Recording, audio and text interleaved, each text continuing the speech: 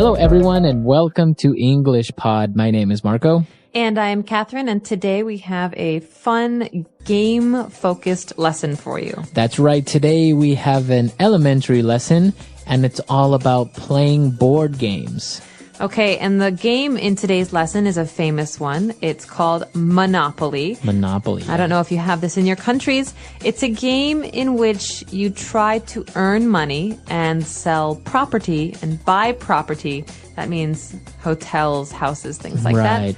that. And it's very, very famous. We're going to learn more about this game today, so let's take a listen to our dialogue for the first time.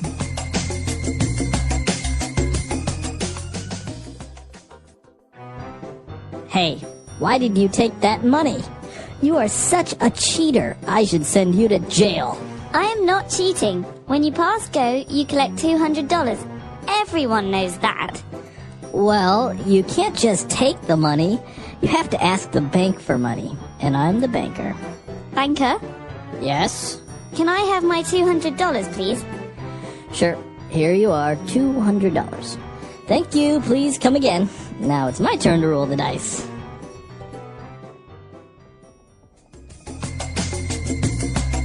All right, we're back. So we saw some very interesting words there. The dialogue is two people playing, so why don't we take a look at some of those words used in language takeaway. Language takeaway. This first word we can hear when we play games. It's not a good thing to be, but it's very common. The word is cheater. A cheater. All right, and that's a noun. A person that is a cheater. If somebody says you are a cheater, what does that mean? This means the person is not honest at games. For example, Marco, you and I are playing a card game, and you go to the bathroom. And then I take the cards I want. I hide the cards I don't want. That's called cheating. Right. Okay, the verb to cheat. But here, a person who cheats is a cheater. Okay. You're a cheater. He's a cheater. All right, and remember that you say cheater, right? Because sometimes many people that are learning English would say you are a cheat, right? Now, a cheater here is the noun. That means it's the name of the person who does this. He is a cheater. They are cheaters. Okay. And, well, moving on, sometimes cheaters and people that steal things are sent to jail. That's right. So maybe if you go to a casino and you cheat, you use a cell phone or you use some kind of a computer device to win money. This is called cheating, and the casino will send you to jail. All right, so jail is the place where people go. What's the difference between prison and jail? Basically, they're the same thing. Okay, so... Two words for the same thing. People who break the law, people who do bad things, go to jail. Not just cheaters. All right, so now you have another word. Maybe you've seen that show Prison Break, and so jail is pretty much the same thing. So the show could have been called Jailbreak. That's right, but yeah. All right, so moving on, our third word is the person who's handling money says, well, you know what? I'm the banker, a banker. Cheater, banker. So you know already, banker is probably a person. This is a job. So a banker is a person who works at a bank. Okay. So, but what about the person that helps you when you go to the bank, like when that gives you the money and the bank teller? It's not the same as a banker, right? No, generally speaking, a person who gives you money and collects your money, this is a teller. A bank teller. A bank teller. But a banker is someone who works in the bank to make big decisions, to invest money, to give loans. Okay. So usually maybe managers or executives are bankers. That's right. Okay. And moving on to our last word here, we have a verb, and that is to collect. Right. So in the conversation between these two people, Karen, the woman, says, when you pass go, you collect $200. Okay. So to collect means to get. That's right. To get or to take. So at the end of every month, my landlord comes to my house to collect rent. That means to take money from me for the house or the apartment. Okay, good. So now you have another way to say to get or to acquire. That's right. All right, so very interesting. Why don't we go back, listen to this dialogue again, and we'll take a look at all of these words that we just saw. And when we return, we'll take a look at some phrases. Hey, why did you take that money? You are such a cheater. I should send you to jail. I am not cheating. When you pass go, you collect $200. Everyone knows that. Well, you can't just take the money. You have to ask the bank for money. And I'm the banker. Banker, Yes? can I have my $200, please? Sure. Here you are, $200. Thank you. Please come again. Now it's my turn to roll the dice. All right, we're back. So now let's take a look at 3 key phrases on Fluency Builder. Fluency Builder. Marco, you're such a cheater. Such a cheater. I'm not a cheater, but what do you mean when you say you are such a cheater? So we know cheater, right? That's right. You could say this for many different things. You're such a liar. Ah. You are such a... Such a terrible person. You're such a bad person. Right. Normally we say this when we want to criticize someone, when we want to say something mean or negative. You're such a means you're really a bad person. You're really a cheater. Right. So obviously because we are using a noun, we can't really use an adverb, right? If you're saying an adjective like, I am very happy. You can't say, you are very cheater. No. Right. You wouldn't say that. You have to use a different sentence structure to give emphasis. So in this case, you could say cheater. Right. Okay, but that's not as strong, is it? As such a cheater. You are such a cheater. That means, gosh, you're a really big cheater. Right, exactly. So this is the way that you would use that structure, such a, and then a noun that is describing this person, right? You could also use it for positive statements like, you're such a good friend. Very good. So then you are using the adjective, you are such a good friend. You're such a nice person. Okay, excellent. All right, so moving on, we saw another interesting phrase when he said, well, you know what? You can't just take the money. So what does he mean when he says can't just? Okay, we could say you can't take the money. This is basically a rule. You can't take the money. But you can't just take the money means there are other things you have to do before you take the money. Okay? You have to, in this case, ask the banker for the money. Or, for example, if I want to drive a car, I can't just go buy a car. I need to first get a driver's license. I need to learn how to drive. Right. I need to register. So you can't just here means there's some things we need to do before this happens. Right. You can't just means you can't do these things that easily. You have to do other things before it, as you said. Exactly. Okay, so very interesting. We will try to use that one in a sentence. But moving on to our last phrase, when the person said, you know what, all right, you want your $200? Here you are. Here you are. So sometimes people think that this phrase means you are here. Right. Which it could in some cases. Oh, yeah, that's right. So basically you're saying, I found you. Here you are. I found you.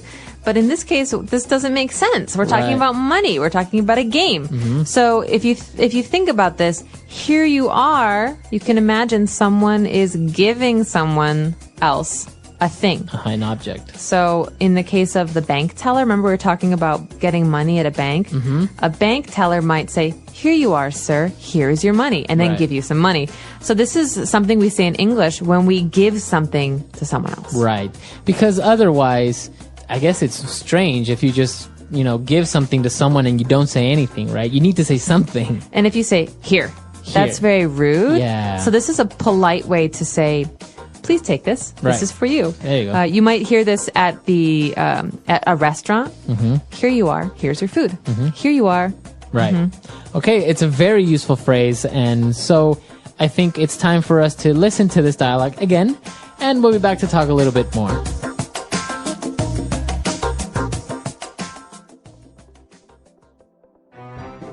Hey, Why did you take that money? You are such a cheater. I should send you to jail. I am not cheating. When you pass go, you collect $200. Everyone knows that. Well, you can't just take the money. You have to ask the bank for money. And I'm the banker. Banker, Yes? can I have my $200, please? Sure. Here you are, $200. Thank you. Please come again. Now it's my turn to roll the dice.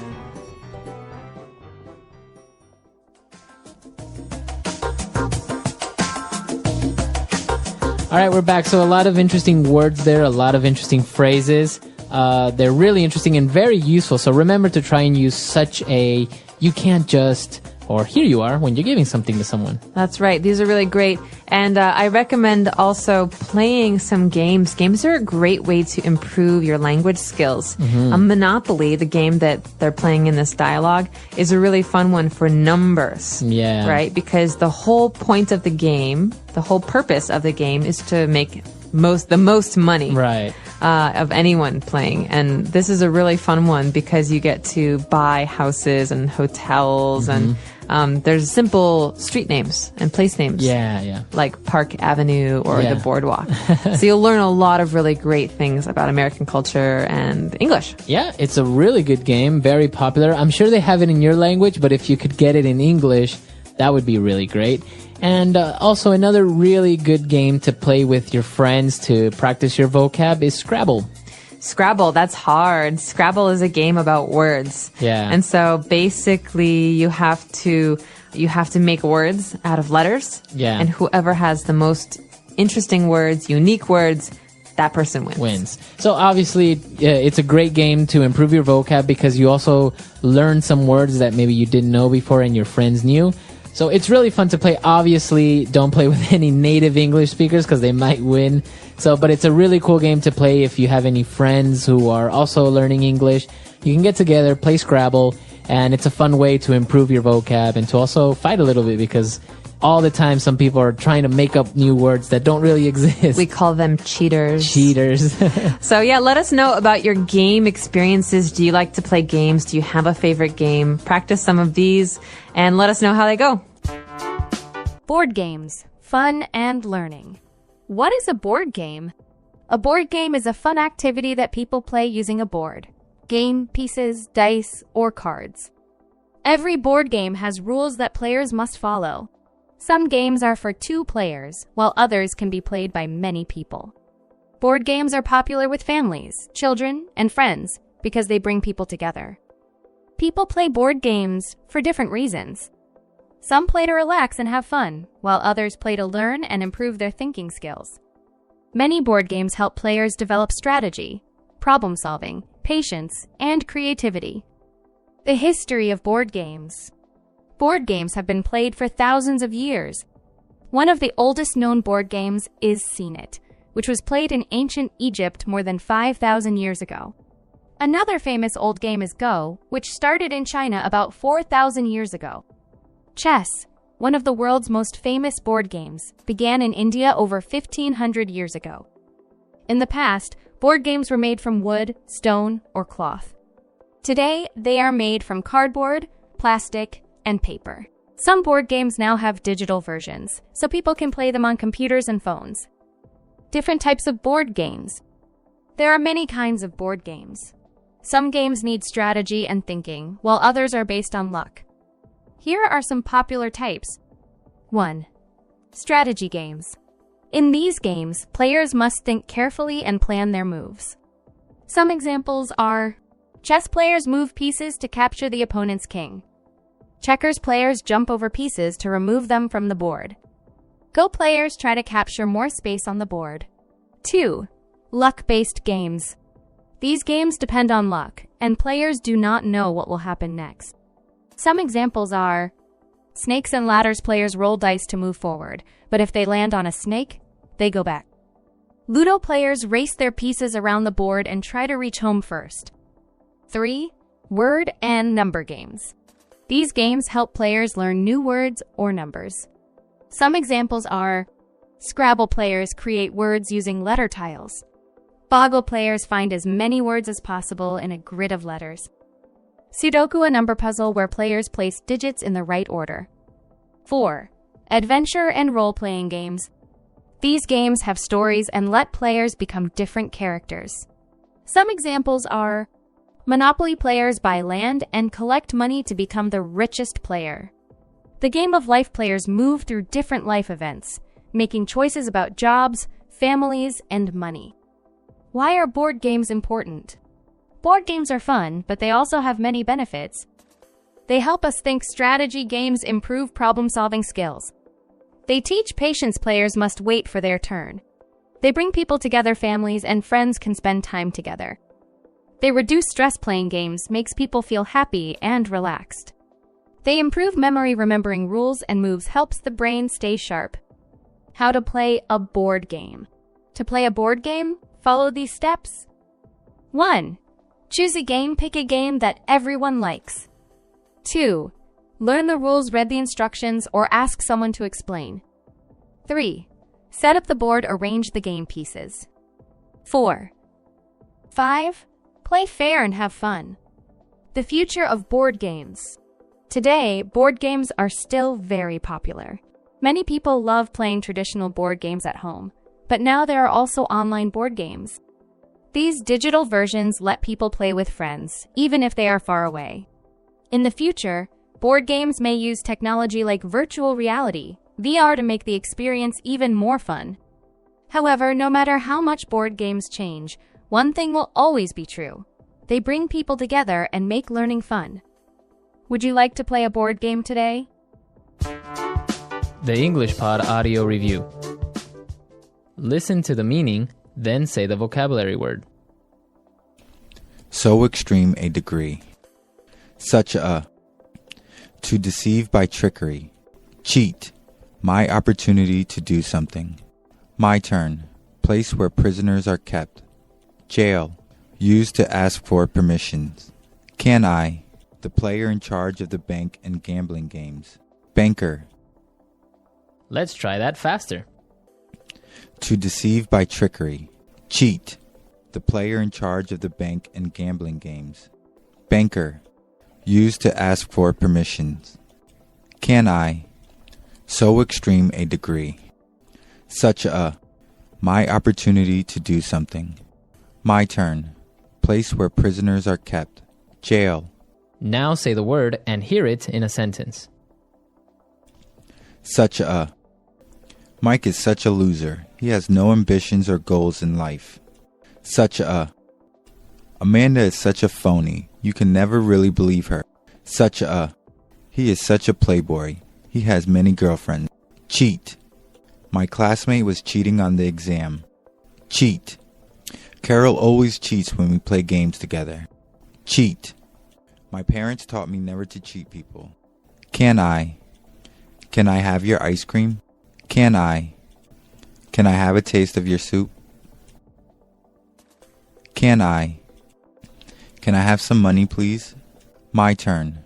It's your turn to wash the dishes. My turn. It's his turn to clean the room. My turn. It's my turn to get on the ride.